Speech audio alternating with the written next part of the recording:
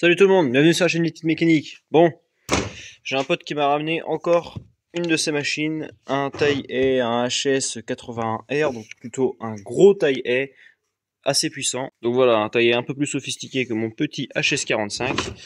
Déjà, rien qu'en termes de longueur de lame, c'est un peu plus grand. Alors c'est pas beaucoup plus grand, mais bon quand même, c'est notable. Et surtout, eh ben, il a un peu plus du gadget. Déjà le petit truc qui va bien ici, la poignée qui se tourne, si on veut la tourner. Hop, voilà. Et en plus de ça, il est plus léger. Bon, sinon, il me semble que c'est à peu près les mêmes moteurs là-dessus, parce que de toute façon, au niveau puissance, un taille S, ça ne nécessite pas grand-chose. Donc voilà, on va s'amuser à le réparer. Alors, ce taille S, qu'est-ce qu'il a? Déjà, il a un problème de carbu. Le carbu est absent, donc ça, c'est un premier problème qu'il va falloir régler. Il est peut-être en partie réglé, on va voir ça. Ensuite, le lamier, comment dire, je sais pas si je vais réussir à le faire, là. Il est pas fixé. En fait, c'est pas serré là. Les écrous ils sont pas serrés, donc on va les serrer. Voilà, parce qu'en fait le lamier avait cassé, il avait été ressoudé. On voit à peine où c'est. Attention, je vais vous dire, c'est juste là. Voilà, donc ça se voit à peine. Donc sinon, dans l'échappement, on peut voir que c'est super gras. Alors, il a dû avoir des petits soucis de carburant celui-là. D'où l'absence du carbu, je pense. En termes de moteur, j'avais pris la compression. Donc en termes de moteur, j'avais déjà pris les compressions et il comprime super violemment, vraiment c'est plutôt bon signe. Voilà, il comprime très très fort.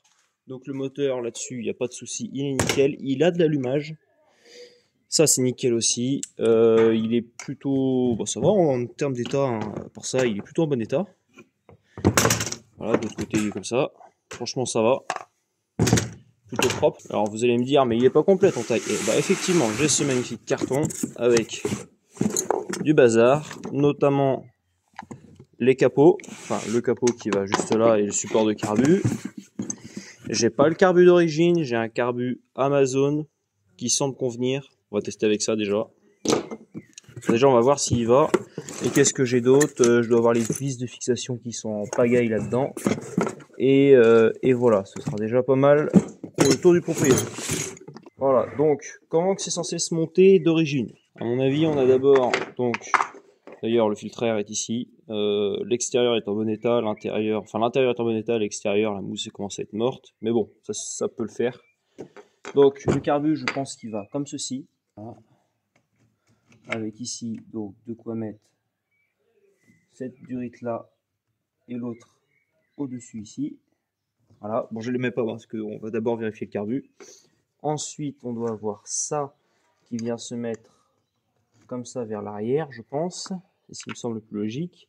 Ça, comme ceci. Tac, avec ici le petit passage pour la commande de starter. Il faut d'abord enlever avant de passer le bazar. Bon bref, voilà, vous comprenez l'idée. Avec ici la part d'amorçage. Bon, donc là, de ce côté-là, je pense qu'on a tout. Il nous manque peut-être un joint ici qu'on va découper. Donc déjà, pour commencer, je propose qu'on ouvre le carbu côté membrane pour vérifier le réglage de pointeau, parce que les pointeaux Amazon chinois comme ça, ils ont souvent des problèmes de réglage. Bon voilà, donc le carbu, on va le démonter, on va voir ça. Bon, ce côté-là est plutôt en bon état. C'est un carbu qui n'a jamais servi, ça se voit. Voilà, donc j'ai réglé le pointeau. Alors là, ici, les joints, la membrane sont neufs. Pas compliqué, c'est neuf. Donc je vais pas les changer. Voilà, je les remonte tel quel. Ça n'a jamais servi. Voilà, carburateur vérifié. Bon, maintenant que le carbu est vérifié, on va lui tailler une feuille de joint. Alors effectivement, ma feuille de joint est c'est toujours la même feuille, hein. Celle-là, elle était tombée de l'étagère. Je vous explique pas l'état de la feuille. Je referai pas un carter avec ça, mais par contre, pour faire des joints de carbu, ça va bien. Bon là, j'en ai pour longtemps, hein, je peux vous dire. Donc, pour faire les joints de carbu, vous prenez du WD-40, un doigt. Voilà, dans l'idée. Et vous mettez le WD-40 sur la portée du joint. Ensuite, l'objectif, ça va être de venir plaquer la surface sur la feuille. Voilà. On enlève. Et là, on a notre empreinte.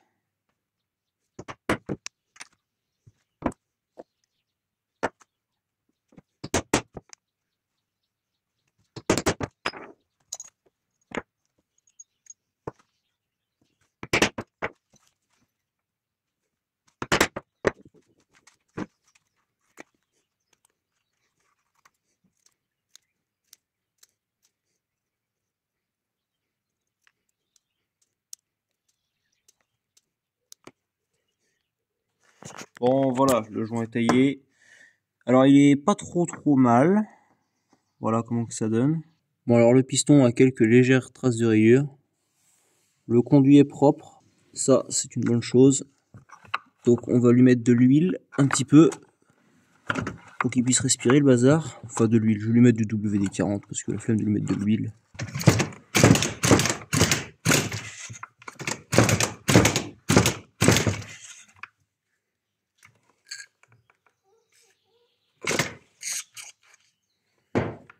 Voilà, au moins le moteur est bien lubrifié. De toute façon, le WD-40 sera juste pour les quelques coups de lanceur que je vais donner avant qu'il démarre. Une fois qu'il sera parti, l'essence prendra le relais et puis ce sera bon. Il fumera blanc et puis c'est tout. Donc voilà, ça c'est fait. Là, théoriquement, il n'y a plus qu'à remonter. Je vais vérifier. Je vais changer la crépine dans le réservoir et ce sera bon. La crépine est comme neuve. Du coup, je ne vais pas la changer. Voilà. Elle va rester telle quelle.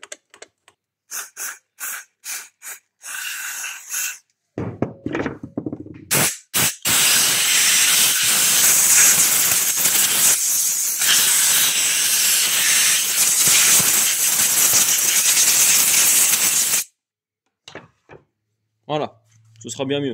Bon, du coup maintenant on va mettre le joint, ensuite le carbu, on va directement relier au câble d'accélérateur. Alors le câble d'accélérateur il est un peu morflé, mais bon ça devrait faire l'affaire. J'ai retrouvé ça dans le carton, un joint. Je vais le mettre juste ici, parce qu'il semble devoir aller là. Effectivement. Bon, je pensais que c'était un montage sans joint, mais du coup c'est un montage avec joint.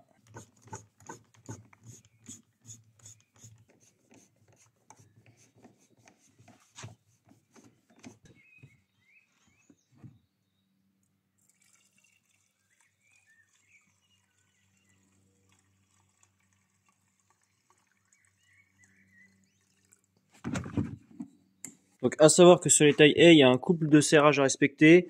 Donc toutes celles-ci, c'est 7 Nm et la dernière, c'est 8. Donc on va faire ça.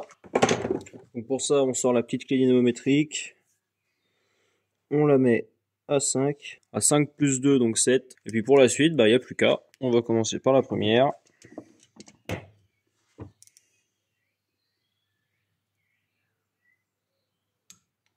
Voilà. Deuxième. Et enfin la septième à 8 Nm. Voilà. Impeccable.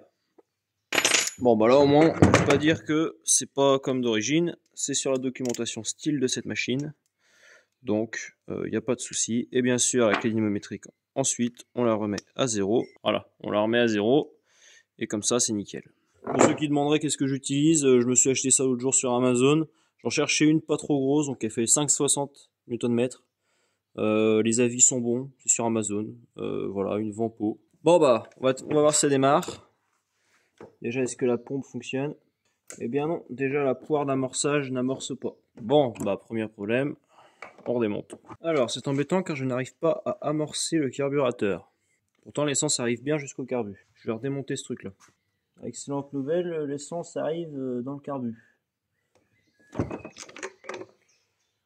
Arrive même trop bien dans le carbu. Problème, ça va pas plus loin. Bon, par contre, la partie membrane est complètement sèche. Les membranes n'ont même pas pris l'essence. Est-ce que le pointeau serait pas grippé? Peut-être. Bon, cette poire d'amorçage commence à sérieusement me saouler. Je sens que je vais prendre une poire d'amorçage d'origine d'un carburateur Zama d'origine. Parce que c'est assez similaire. J'espère que ça va le faire. Bon, comme c'est exactement les mêmes, ça devrait fonctionner. Alors, sans même monter le truc, sans même mettre les vis, juste en appuyant très fort, ça sonne déjà bien mieux. Voilà, du coup j'ai mis un vrai kit, j'ai changé le kit membrane, j'ai mis un vrai kit membrane Zama, enfin Zama. Les joints étaient de la bonne dimension au moins parce que les épaisseurs de joints étaient pas bons sur celui-là, donc maintenant elles sont bonnes. Et surtout la pièce style, là, voilà. Si je rebranche, tac, l'essence puis la poire, comme ceci. Donc là déjà la durite a plus de mal à y aller, mais bon, ça c'est une question de motivation. Et la durite d'essence vient de casser. Super. Bon, ça, c'est génial. Voilà, la durite vient de casser. Bon, du coup, je vais les changer. C'est façon bouffée. C'est pas grave. Je m'y attendais. Bon alors, j'ai deux chutes que j'avais déjà découpées qui semblent être du bon diamètre. En termes de dimension, bah c'est bon. C'est à peu près exactement ça, donc ce sera très bien. Voilà, les deux durites neuves sont installées. Retestons ça.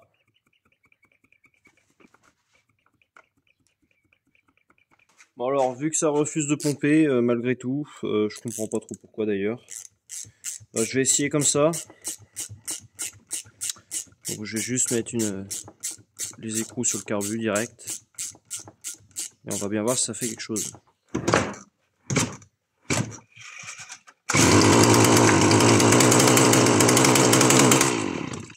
Bonne nouvelle, il a essayé de partir.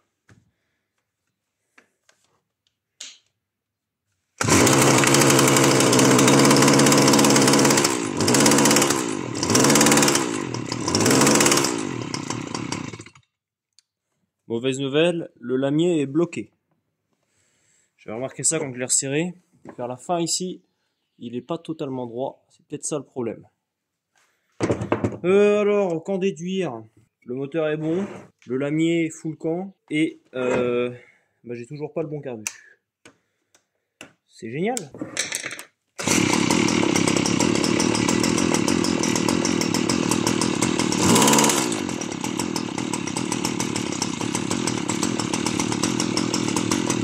Bon, le ralenti est tenu.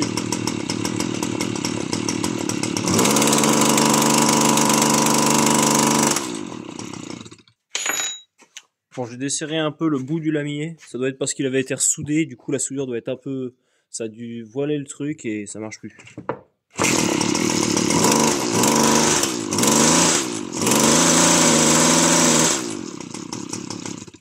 Ouais, c'est bien ça.